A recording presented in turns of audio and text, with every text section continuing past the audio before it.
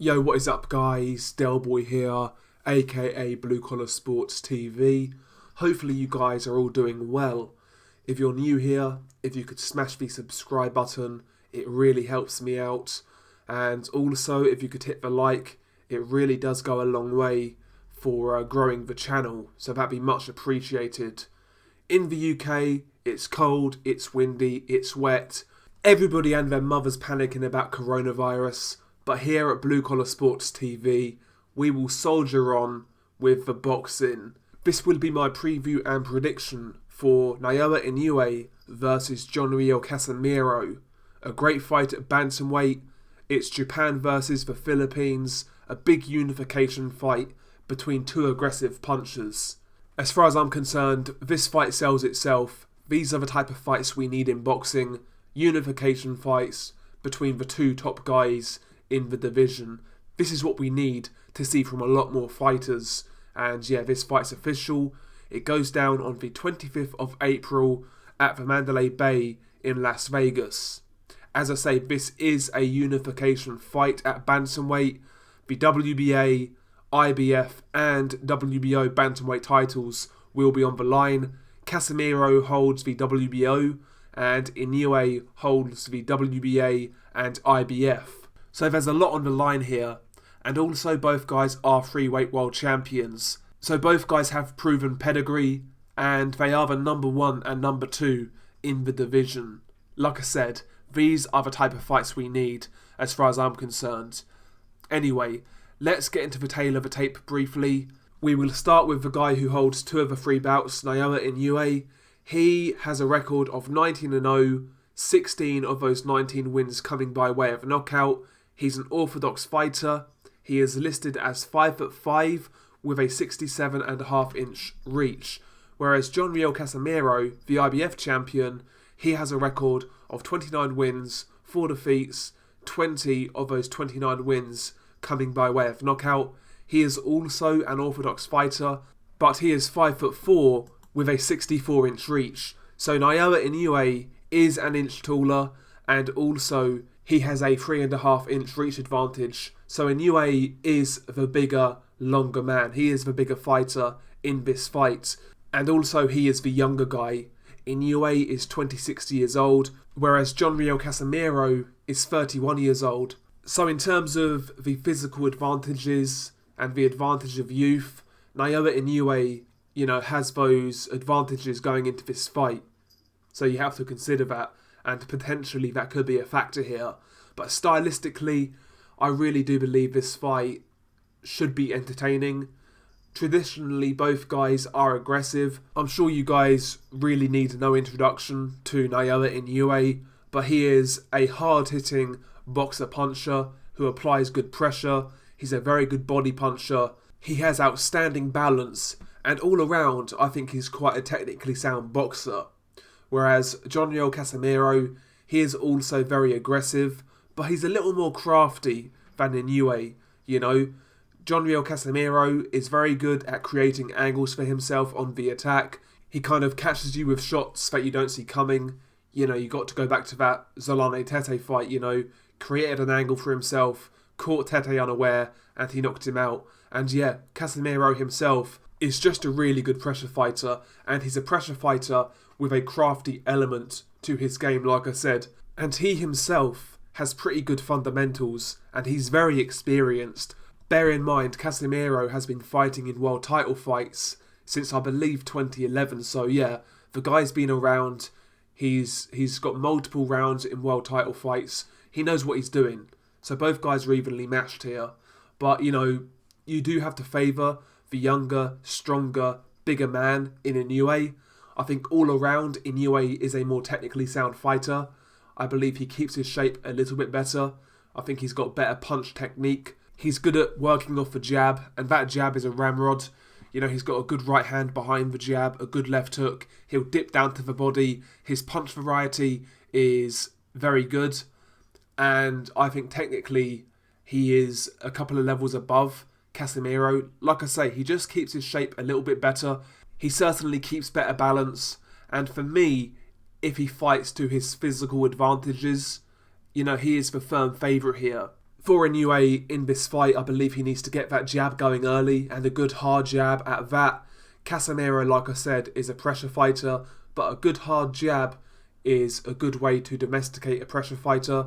Casimero is a fast starter, so Inoue needs to get that jab going early on, give Casimero something to think about, and basically work off that, and slowly chop him down round after round. You know, make him walk into shots, make him make mistakes, and basically make him hesitant about coming forwards. Don't get me wrong, Casimero has a heart of a lion, but if Inoue is sticking that jab in your face and making you pay for coming forwards, you're going to be a lot more passive with your approach. So for Inoue, he needs to make the most of that jab, make the most of his height and reach, and, you know, make the most of his superior technical skills.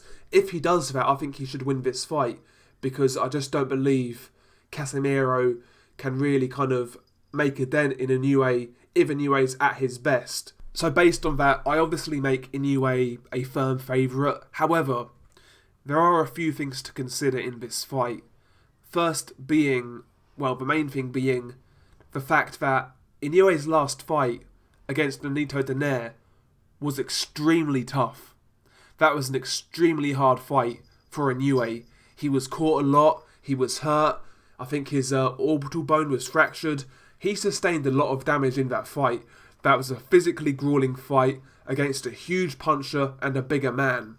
Has that fight taken something out of Inoue? Is Inoue coming back too soon against this level of opposition? I don't know the answer to that question. However, if I was Casimero, I would be trying to ask that question from the first bell. I think Casimero needs to start very fast here. He needs to apply pressure quickly, get beyond Inoue's height and reach, you know, try and slip that jab, come inside, get on Inoue's chest and start working. You know, working the body, coming up top with those short shots that Casimero delivers really well. On the inside, maybe Casimero is slightly better. Casimero is a good inside fighter.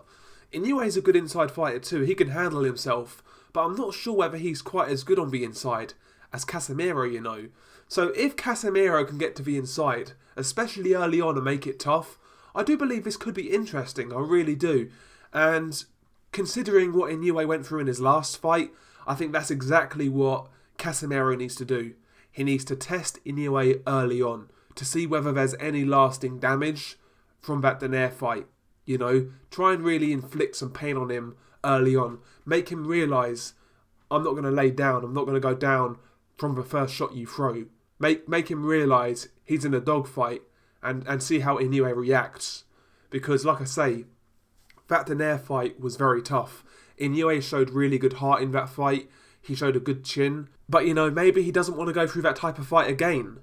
Who knows? But yeah, if I'm Casimero, I would try to test Inoue early on, to be honest. I would try and get in there early on, get on the inside and see what happens. I think that's what Casimero needs to do here.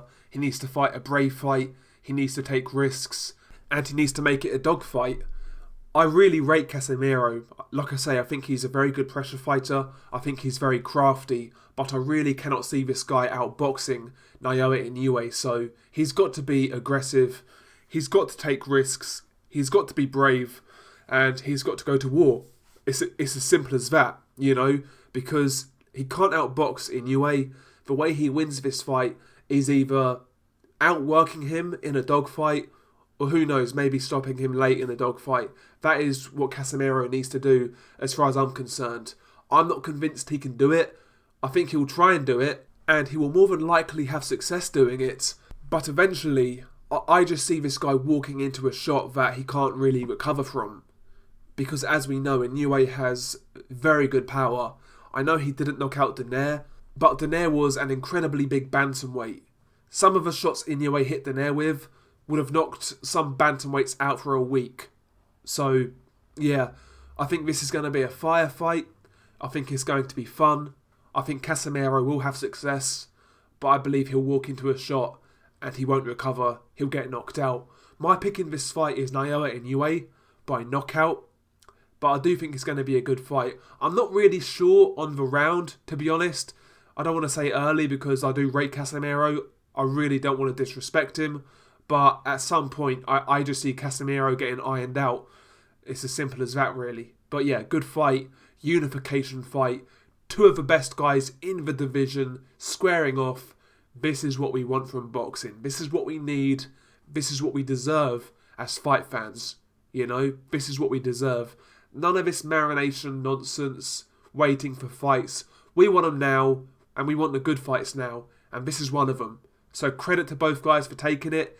Credit to Top Rank for getting this fight made. This is what boxing is all about, boys. Hopefully you guys enjoy it. I certainly will. Hopefully you enjoyed this video. Like I say, if you would be so kind, smash the like, and if you're new here, hit the subscribe button. Anyway, it's been your boy Delboy, aka Blue Collar Sports TV.